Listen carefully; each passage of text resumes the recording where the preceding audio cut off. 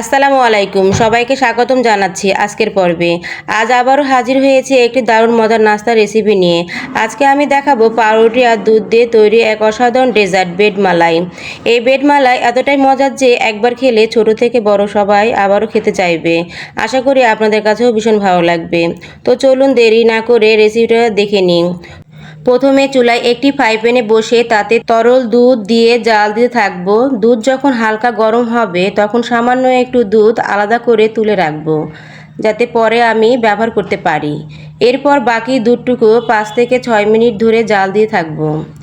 এবার যে দুধটুকু আলাদা করে রেখেছিলাম তাতে সেই দুধ 2 টেবিল চামচ কাস্টার্ড পাউডার দিয়ে ভালো করে মিশিয়ে নেব, যাতে কোনো দলা বেঁধে না যায়। এরপর সেই কাস্টার্ড লিকুইডটা ভালো করে ঢেলে দিয়ে ধীরে ধীরে জাল দেওয়া দুধের মধ্যে ঢেলে দিব। অনবরত নাড়তে থাকবো যাতে দলা বেঁধে না যায়। যখন দুধ ঘন হয়ে আসবে তখন চুলা বন্ধ করে নামিয়ে নিব এবং একটু উষ্ণতা হওয়া পর্যন্ত ঠান্ডা করে নিব। এখন মালাইটুকু আবার একটা বাটিতে তুলে নিয়ে নিব। নিয়ে নেওয়ার পর গুঁড়া দুধ দিয়ে ভালোভাবে মিশিয়ে নিব, একটা পেস্ট আকারে করে নিব।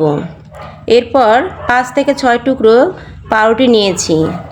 পাউরুটির চারপাশে শক্ত আকারের অংশটুকু চাকু দিয়ে কেটে নিয়ে নেব। সবগুলো কেটে নেওয়া হয়ে গেলে মালাই পেস্ট পাউরুটির উপরে একটার পরে একটা মাখিয়ে নিব, একটার পরে আর একটা বসিয়ে দিব। তারপর কোনাকুনি করে কেটে নিব স্যান্ডউইচের মতন আকৃতি করে। এখন একটা প্লেটে সুন্দরভাবে সাজিয়ে নিব। এখন এই টুকরোগুলো প্লেটে সাজিয়ে নিচ্ছি। এভাবে সবগুলো সাজিয়ে নেওয়া হয়ে গেলে বেডের উপরে মালাইগুলো ঢেলে দিচ্ছি। সবগুলো বেডের উপরে মালাইগুলো ঢেলে দেওয়া হয়ে গেলে সুন্দর করে পরিবেশন করে নিব। তারপরে আপনাদের মতন ইচ্ছা মতন করে পরিবেশ করে নিতে পারেন। আমি যেমন কিশমিশ দিয়ে সাজিয়ে নিয়েছি, আপনারা চাইলে কাঠবাদাম ও চেরি ফল দিয়ে সাজিয়ে নিতে পারেন। দেখুন আমার বেড মালাইয়ের ডেজার্টটা কত সুন্দর লোভনীয় হয়েছে। দেখতে যেমন সুন্দর, খেতেও তেমন সুন্দর হয়েছে। এই ডেজার্ট মালাইটা আপনাদের কাছেও ভালো লাগবে। আর এই ডেজার্ট মালাইটা ফ্রিজে রেখে আধা ঘন্টার মতন করে ঠান্ডা করে পরিবেশন করে নিতে পারেন, তাহলে আরও খেতে মজা লাগবে।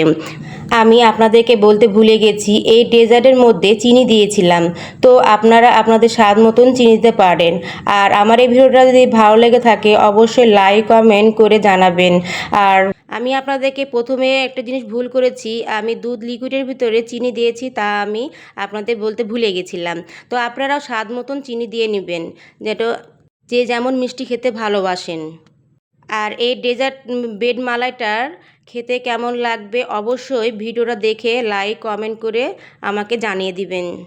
এই ডেজার্ট বেড মালাইটার ভিডিও কেমন লেগেছে অবশ্যই কমেন্ট করে জানাবেন। আর আমার এই পেজটে ফলো দিয়ে পাশে থাকবেন। পরবর্তী ভিডিও আবারও দেখা হবে ইনশাল্লাহ।